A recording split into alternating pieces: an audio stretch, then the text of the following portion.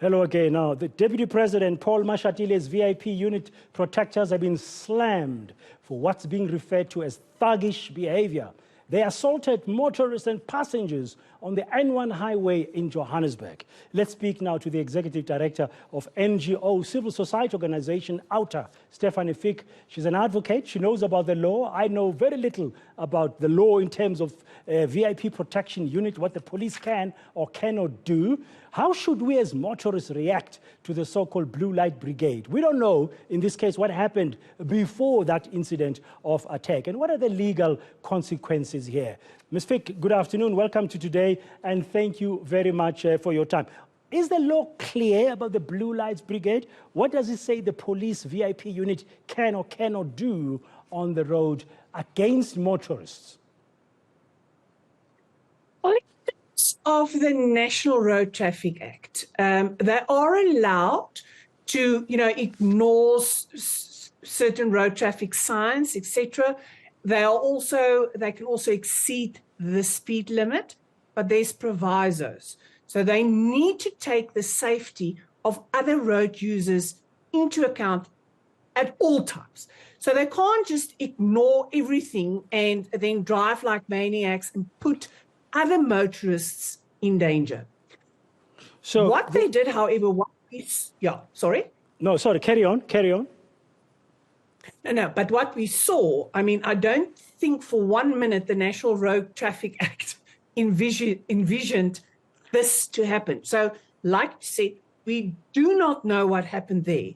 But I think, assaulting someone on the road, creating danger because they're standing in the middle of a highway, I do not think is a justification for their behavior. This needs to be tested with evidence and all of that. But at the end of the day, they have a duty and they have work to do, but they can never do that to the detriment of other motorists. Yeah, because it seems to me that they took the law into their own hands. To have behaved like that, there must have been something that happened that made them to think they were within their rights to behave like that. But to be literally seeing they're kicking people with, and you've got these heavy guns with you, which is very intimidating and it can be very scary. It looks like they took their law into their own hands. And what are we being taught, as law-abiding citizens, is that you should not take the law into your own hands. So let's just think about why there was such an outrage, except for the fact that, there's an assault. It's clearly, the one man literally looks unconscious to me, and that you use that type of assault and doing that just does not seem right and fair. But I think it's also this trust deficit, because people are going to ask, but, can they do that? Can they abuse some of the traffic, the speed limit and traffic? Can they commit traffic violations? And, in general, the answer should be yes, they can. Because if for example, it's like an ambulance. If you see an ambulance behind you, just think of that family and maybe the patient inside of the ambulance. I would gladly move out of the ambulance's way because I want that ambulance to get to the hospital as soon as possible. Now, the same goes for the police. Under normal circumstances, the police have got a job to do. Maybe they're on their way to a scene. They cannot abuse or violate traffic, road signs, speed limits, etc., just willy-nilly. One has to believe that they are doing that because of a certain purpose. But because where we are, and because we've seen like some stuff like this, and this is not the first time, there's a trust deficit. So therefore, the question, should I move out of the way when I see a blue light brigade?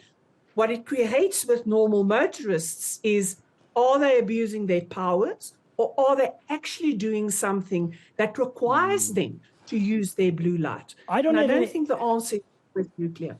Yes, I don't have any verifiable information with me at this stage or any evidence, but it's beginning to emerge apparently that even the deputy president himself was not present at the time. So one wonders, what job were they doing? Where were they rushing to the extent that whatever had preceded this assault we've seen on the video made them act the way they did? Exactly. It's a bit difficult to fathom that if you're not protecting, the deputy president, and there's not an urgent need, to exceed the speed limit, or, basically stopping in the middle of the road and attacking people. It's difficult to fathom, what could have happened in order for them to act that way. I guess, advocate, we have to wait and see what this investigation will produce. But some commentators and some role players, I interviewed Mr. Musi Maimane earlier this afternoon here on Today. He's the leader of Build One South Africa. He was saying he wants the deputy president himself to be held personally accountable, to take some personal responsibility, even paying for the cost, the medical cost of the victims of this assault by his VIP protection unit, because he's acknowledged that it is his VIP protection unit, but also that there has to be suspension, there has to be some action while the investigation is going on by the end of this week. How would you respond to such a call? I definitely agree that there has to be an investigation, a speedy investigation into the actions of these police officers. They are police officers at the end of the day, and they are there to protect the public. And what we've seen is the opposite.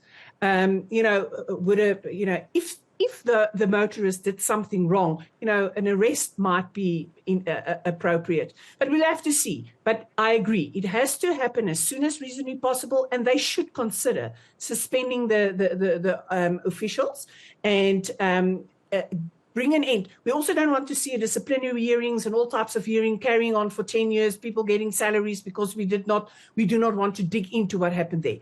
I think the public needs to know what happened there. Whether the deputy president should be held accountable, it really depends for me. It will depend on, what was his involvement. I don't think you can hold to account a deputy president that wasn't even in the car. Now, if we know that he, for example, gave an instruction for them to come urgently because he needs to have a haircut, then that instruction should be investigated. To what extent he can be held accountable for other people assaulting someone, sure, I don't think I'm willing to go that far yet. We will have to really scrutinize the deputy president's behavior. But, just high level on the surface, if he wasn't in the car, I would hold the policemen to account for their behavior. Yeah, so you'll support a speedy investigation in an open way. The Automobile Association wants transparency. Yeah, I think civil society deserves transparency. We need to move away from, everything needs to happen behind closed doors, and we will let you know what we want you to know.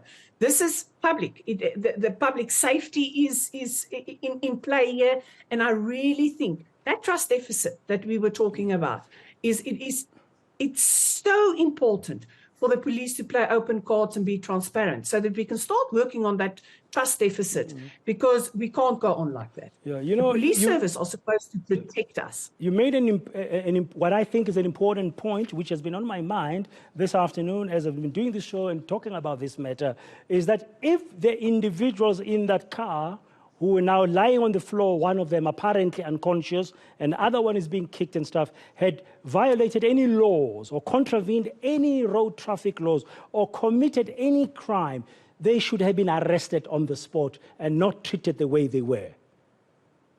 Exactly. I mean, we did see only a part of the video, so it's very difficult to criticize if you don't know the whole story. And I've learned in life that there's always three sides to a story: your story, my story, and then the truth.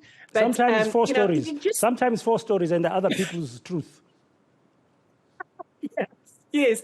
But, what we've seen, and this is what we need to work on, what we've seen is just really, it's disappointing. And I agree that, a simple arrest could have gone a long way if there was some shenanigans or some crimes that was committed by these motorists.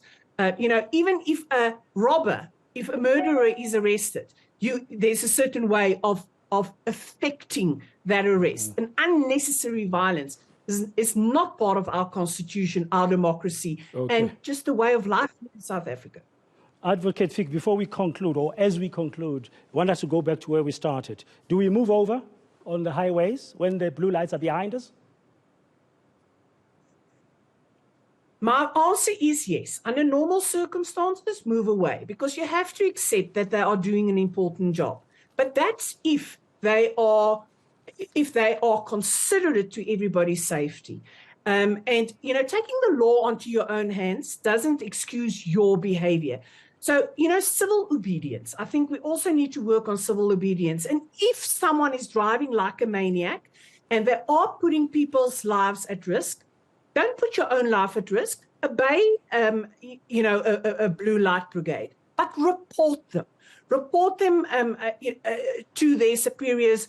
Hopefully, there's some kind of telephone number, or, you know, just report them so that we can investigate, and hopefully, and this is where the transparency comes in, that we can hold them to account, because what they are doing is, there are still some people that is just doing their job to the best of their ability. But stuff like this and actions like this bring into disrepute the South African police. And I'm certain that there are VIP protection members that is also embarrassed today to see what happened. Some take their job seriously and will not put your life at risk, but the people that do, they should be held accountable.